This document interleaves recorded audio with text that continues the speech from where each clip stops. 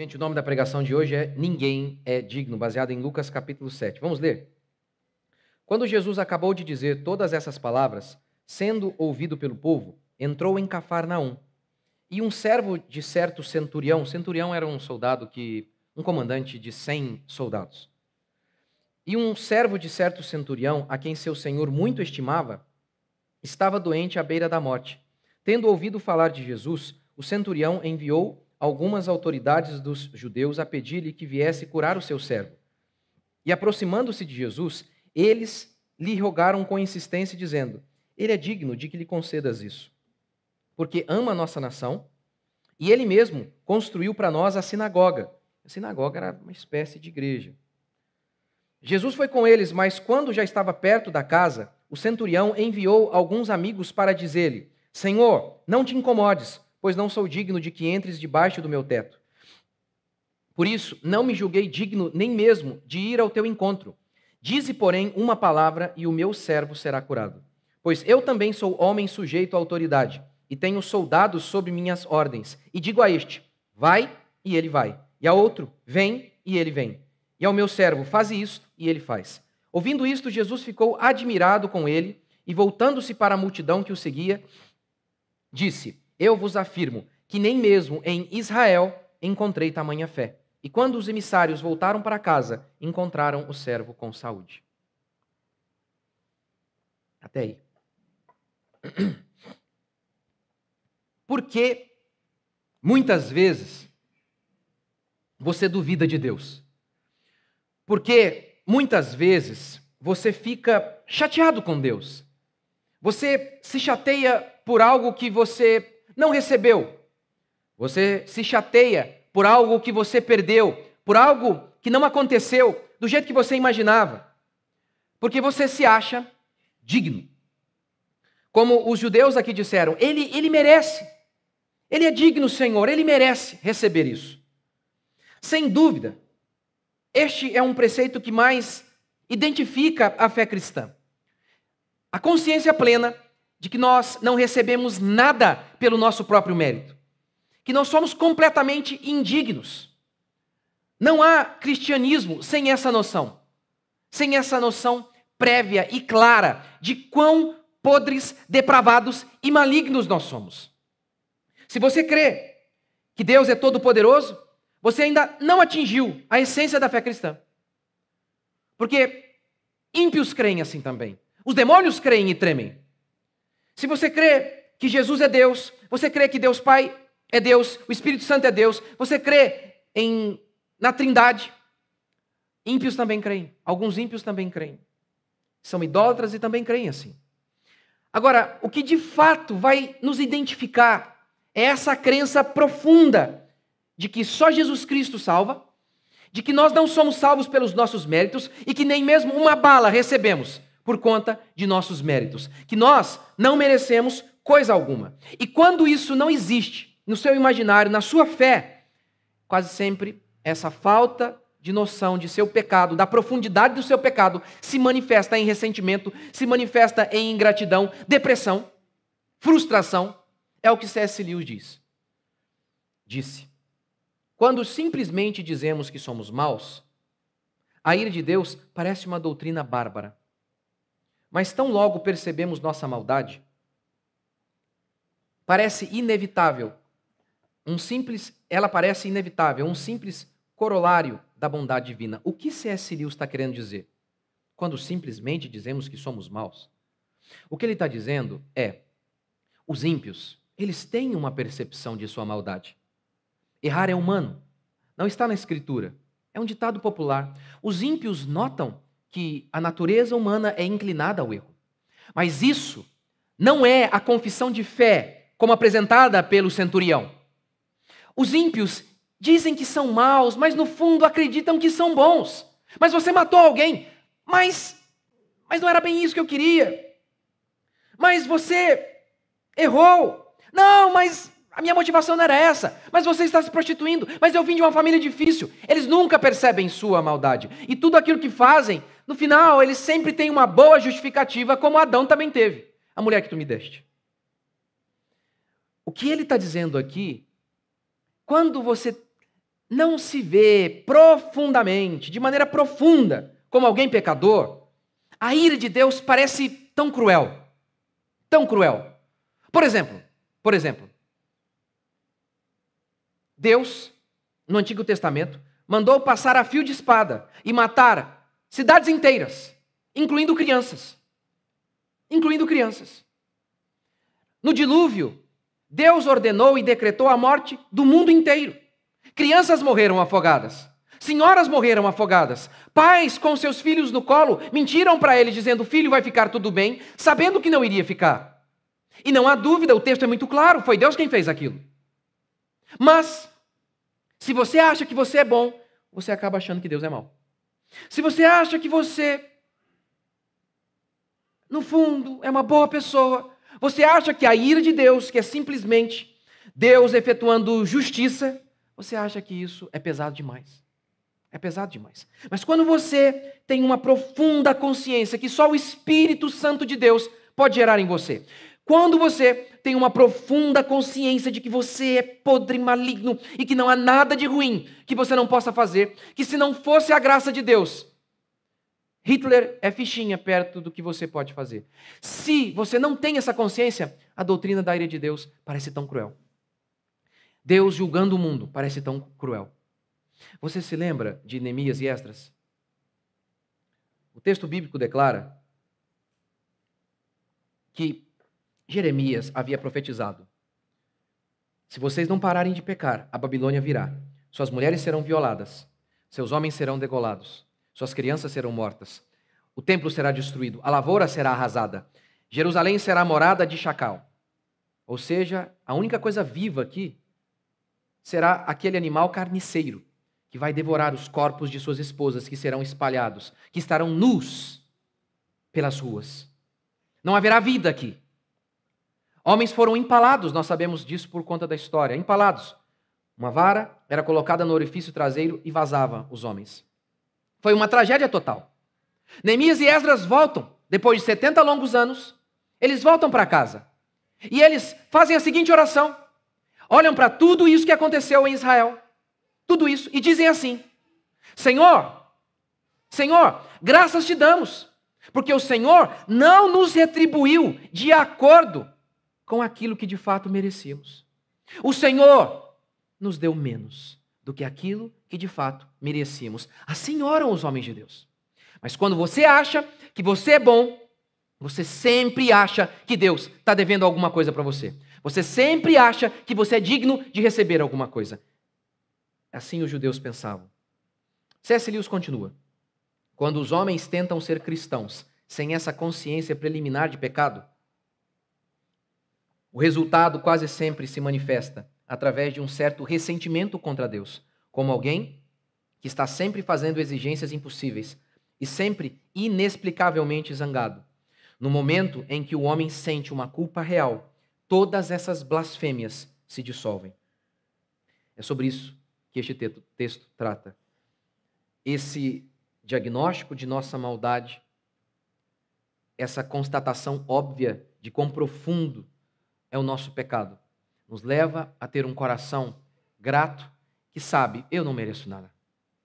Tudo que eu tenho é obra de Deus, tudo que eu tenho é mais do que eu mereço. Os sofrimentos que eu tenho são menores do que eu de fato mereço. As coisas boas que eu tenho são maiores do que aquilo que de fato eu mereço. E eu quero começar então falando sobre isso. Primeiro, a religião do merecimento. Os judeus dizem assim: ele merece, ele é digno de receber. É o que a gente chama de a justificação pelas obras. A justificação pelas obras é a crença de que o homem será salvo pelas suas obras. Mas nós não cremos apenas nisso, que isso é um erro, que declarar que você será salvo por fazer algo errado. Nós cremos também que tudo aquilo que nós fazemos é sempre imperfeito, que no final nós somos salvos pela graça e também recebemos tudo o que recebemos pela graça. Pela graça. Mas essa ideia de mérito é o resumo de todas as religiões e filosofias, de que você será salvo se for digno. Você receberá alguma coisa se você for digno. O problema é, ninguém é plenamente digno. Mas veja, por exemplo, Platão, no seu livro Fédon, que descreve os últimos dias de Sócrates. Falando sobre a vida após a morte, os mais felizes e que vão para os melhores lugares, lá na morte, são os que praticam a virtude cívica e social que denominamos temperança e justiça. Aqueles que serão salvos, ele cria em reencarnação, que os que não tiveram uma vida justa, eles iriam reencarnar. Agora, aqueles que tiveram uma vida justa estariam nos melhores lugares. Todas as religiões e filosofias creem assim. Faça o bem e você vai ser salvo.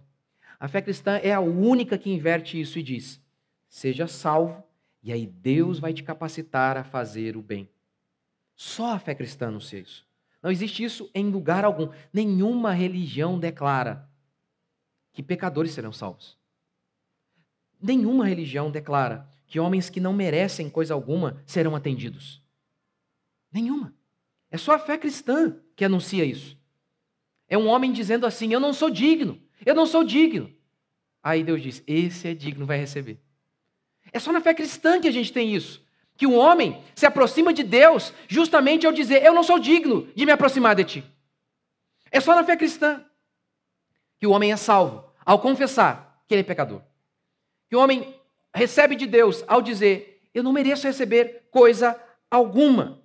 Em todas as religiões, o homem é salvo pela sua bondade. Em todas. Pode variar o que é bondade para cada religião. Para um católico pode servir andando até Aparecida, para um muçulmano orar 3 vezes voltado para Meca.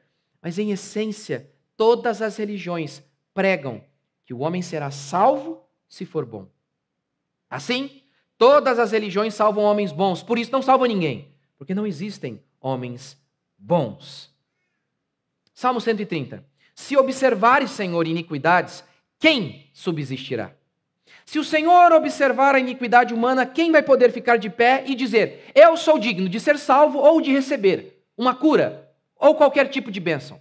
Porque você não pode comparar a si mesmo com outras pessoas. O parâmetro é a Bíblia. O que é justiça? Porque às vezes a gente faz isso, como as minhas filhas fazem. As minhas filhas olham para mim, principalmente quanto mais velhos vão ficando, mais eles vão tendo noção, obviamente. E minha filha olha para mim e fala assim: papai, o senhor é forte. Legal, né? Vocês não riram porque vocês são educados, né? Mas elas falam isso. Por quê? Elas comparam a mim com quem? Com elas. Então, com elas, eu sou um monstro, obviamente, comparado, de força, comparado com elas. A ilustração é ridícula, mas é exatamente assim que os homens fazem. Eles dizem: eu sou justo. Com base em quê? Porque você, por exemplo, você fala: olha, aquele carro é bonito. Com base em quê? Você tem que ter um parâmetro. Tudo você precisa de um parâmetro. Qual é o parâmetro de justiça? Não é o Lula. Não é nem mesmo o apóstolo Paulo. Não é ninguém. O parâmetro de justiça é a lei de Deus. O parâmetro de justiça é Jesus Cristo de Nazaré. E a Bíblia declara, em Tiago, que se você desobedeceu um mandamento, você é réu de toda a lei.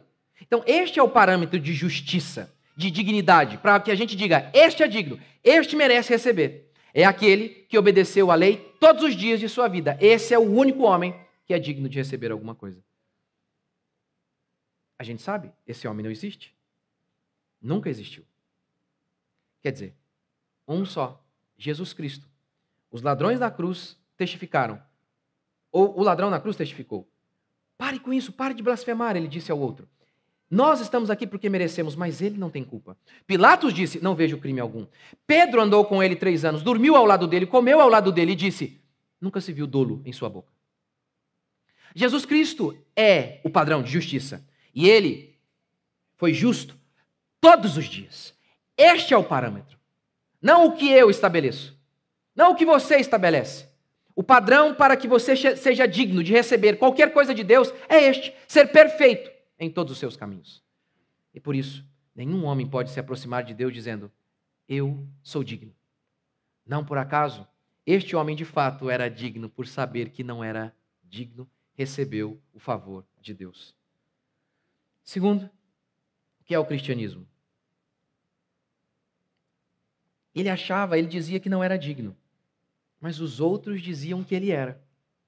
E começaram a citar os feitos daquele homem. Somos salvos pela fé, diz a Escritura, não por aquilo que fazemos. Porque aquilo que fazemos sem fé sempre é imperfeito. Sempre é. Mas quando cremos, Deus começa a mudar os nossos feitos. E é isso que a gente vê aqui na vida do centurião. Mas isso é notório. O centurião se vê como indigno, mas os outros o viam como alguém digno. Essa é a história da biografia de todos os homens de Deus. Paulo, no fim de sua vida, ele diz: fiel é a palavra e digna de toda aceitação, que Cristo Jesus veio ao mundo salvar os pecadores, dos quais eu sou o principal. Não era, mas sou. Paulo se via como o pior dos pecadores, mas quando nós olhamos Paulo, nós dizemos: ele é digno. Veja a vida dele, a coragem, a abnegação, a força moral, a generosidade, o intelecto. Ele era espetacular, mas ele mesmo olhava para o espelho e dizia sinceramente, e era real. Aqui não há falsa humildade quando ele diz: eu sou o pior dos pecadores. Esta é a descrição dos cristãos. Os melhores homens são aqueles que, por se verem piores, se refugiam em Cristo, buscam a Jesus Cristo e, em primeiro lugar, são declarados justos. Em segundo, Cristo os muda, Cristo os transforma. Cristo os transforma. Jesus disse que as nossas obras devem ser vistas. E ele deu 2 ilustrações para isso. A gente não esconde uma cidade ao construí-la no morro. Se alguém quer esconder uma cidade, você não vai construí-la no morro em que todo mundo vê. Outra ilustração. Se você tem um lampião, ele fala candeia, nosso paralelo talvez aqui, um lampião, uma vela, mas nem lampião o pessoal vai saber, né? Sabe sim, né? Lampião dá para saber. Hoje usa mais vela, quando não tem luz. É que o Thomas Edison atrapalhou a figura aqui, né? Inventou a lâmpada. Ninguém pega um lampião, naquela época não tinha luz elétrica, então ninguém pega um lampião para iluminar a casa e enfia debaixo da mesa. Não faz sentido. Então Jesus dá essas 2 figuras e conclui: as obras de vocês devem ser vistas. Por outro lado, Jesus disse assim também: quando vocês fizerem suas boas obras, não toquem trombeta. Não anunciem como os ímpios fazem. Está vendo? Nossas boas obras serão vistas, mas nós mesmos não devemos mostrá-las. Mostrando assim como que nós devemos viver. E é o que acontece aqui com esse centurião também. As obras dele eram vistas, mas ele mesmo não mostrava. Os outros viam as obras dele como algo bom, ele mesmo via suas imperfeições. Ele enxergava quão indigno ele era. E mesmo porque tudo o que fazemos de bom, fazemos por meio de Cristo, então não há nada mesmo do que se vangloriar. Nada, nada, nada. Mas note como ele expressava essa fé genuína por meio de suas obras. Eles dizem assim: ele fez a sinagoga para nós. A fé sempre, quando nos invade, ela toca o nosso bolso, porque o amor é generoso. O amor é generoso.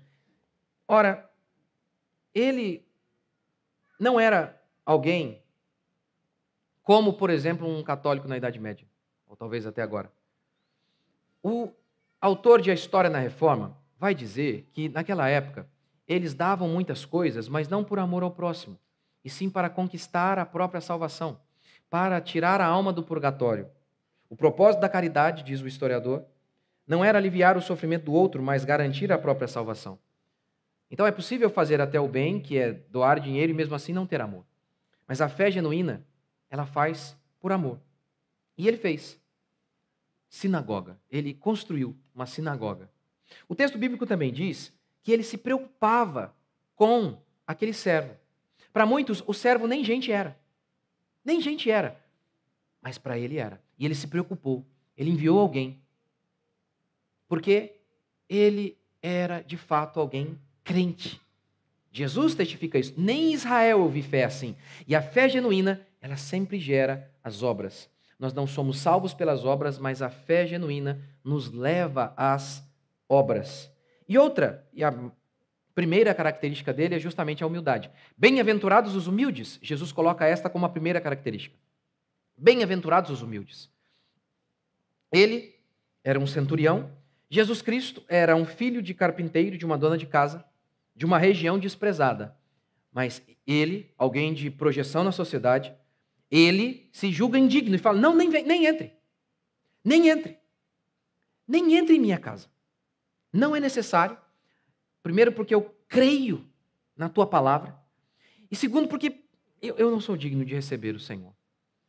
E aí, então, essa consciência plena de pecado e, ao mesmo tempo, do poder de Deus é que materializa o centro da fé cristã.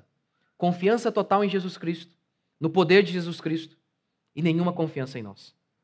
Toda a nossa devoção a Ele, todos os nossos olhos voltados para Cristo, crentes no que Ele pode fazer, nenhuma confiança em nós. Nenhuma. É isso que a gente vê na vida desse centurião. E essa consciência de pecado, ela tem tudo a ver com vários e vários aspectos da nossa existência.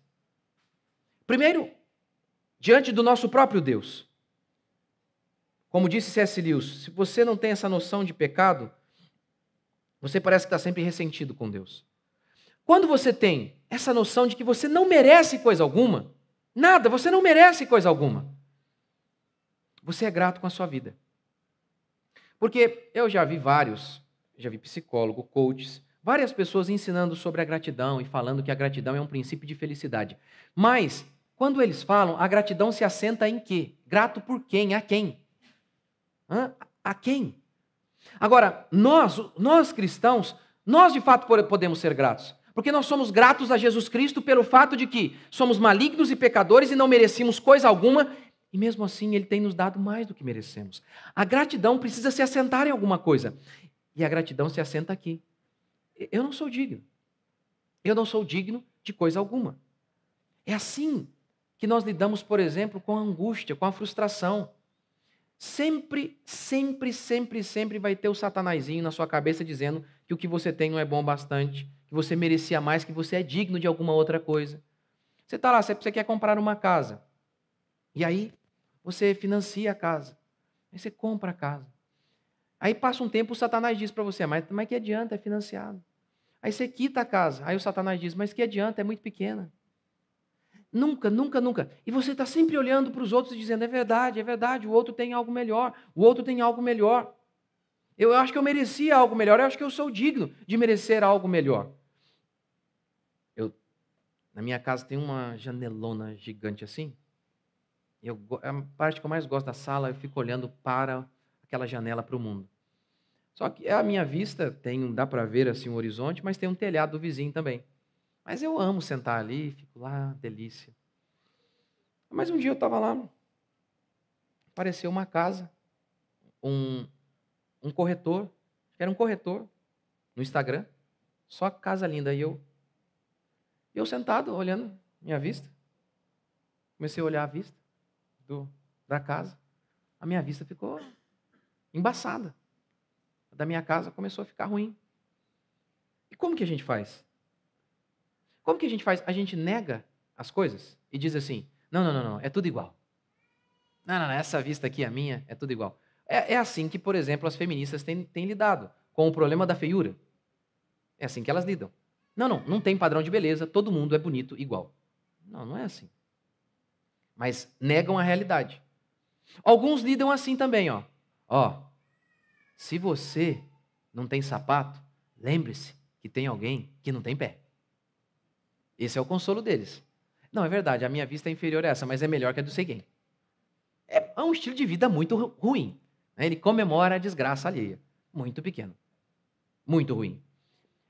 Como alguém que é cristão olha para a sua vida e lida com a sua realidade, diminuindo os feitos dos outros? Ou dizendo o tempo inteiro, eu mereci algo melhor? Não, a gente não compara o que a gente tem com os outros. A gente compara o que a gente tem com a graça de Deus. Com a graça. E, comparando com a graça, nós temos muito mais do que merecemos. Todos aqui. Todos nós. Aí, a minha vista voltou a ficar legal. Mas esse é o problema de cada um de nós. Estamos sempre nos aproximando de Deus, dizendo: eu sou digno de receber isso. O Senhor deve fazer. O Senhor sabe que o Senhor está em dívida comigo. Como que você pode barganhar com um Deus que não precisa de nada? Como você pode colocar Deus na parede? Como você pode dizer para Deus: Senhor, ai de ti se não fizer? Isso não existe. Isso não existe. Nós nos aproximamos de Deus como este centurião. Pai, tem misericórdia. Nós nos aproximamos de Deus como a mulher cirofenícia, lembra? Ela chega diante de Jesus com sua filha endemoniada e diz para Jesus: Senhor, tem misericórdia de minha filha. E Jesus diz assim: eu não vou tirar o pão dos filhos, que são os judeus, para dar para você, que é uma gentia. Se fosse uma crente da geração de hoje, que ouve as pregações: vocês são lindos, vocês são maravilhosos, ela diria o seguinte para Jesus: que isso? Como assim?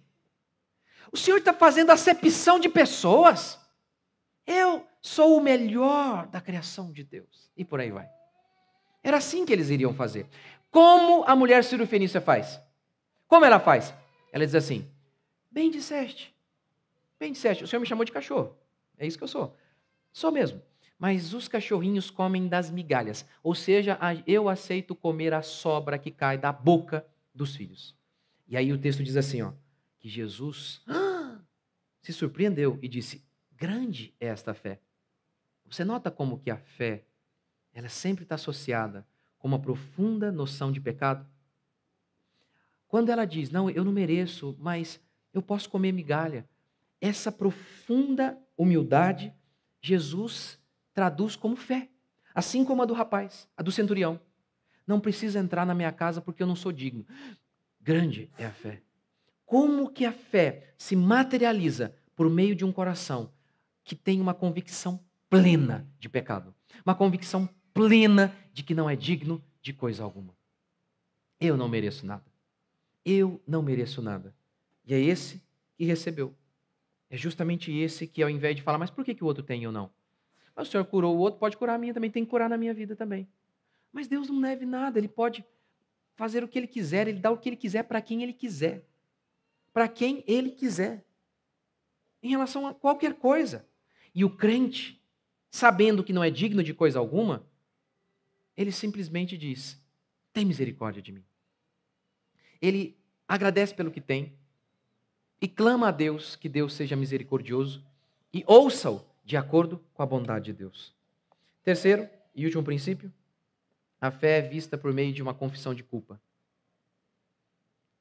Jesus não vai até o homem por dois motivos.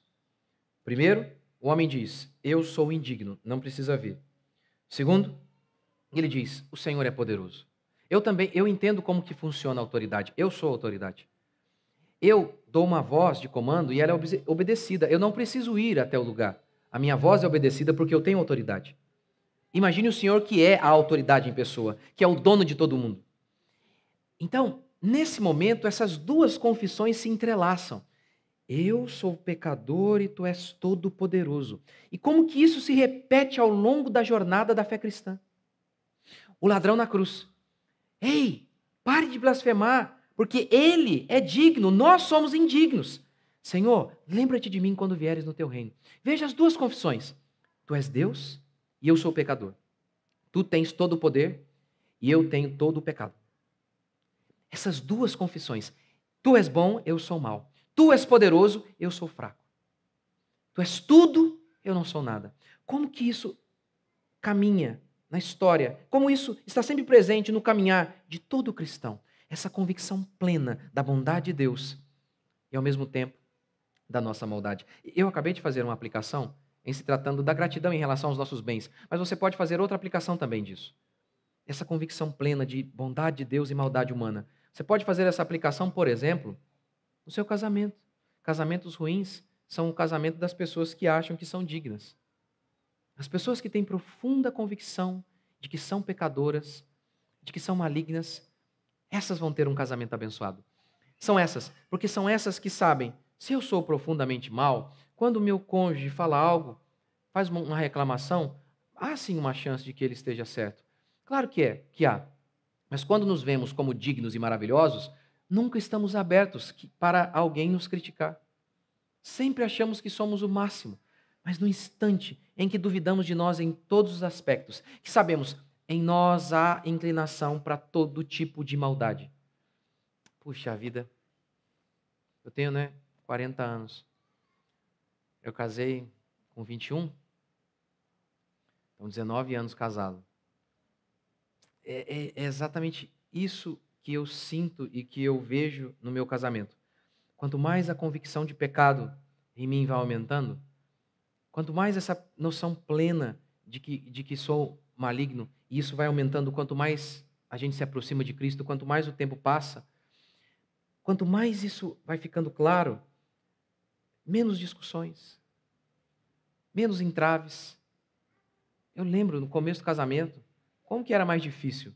Porque era sempre eu tendo certeza plena de que eu estava certo e a minha esposa tendo certeza plena de que ela estava certa.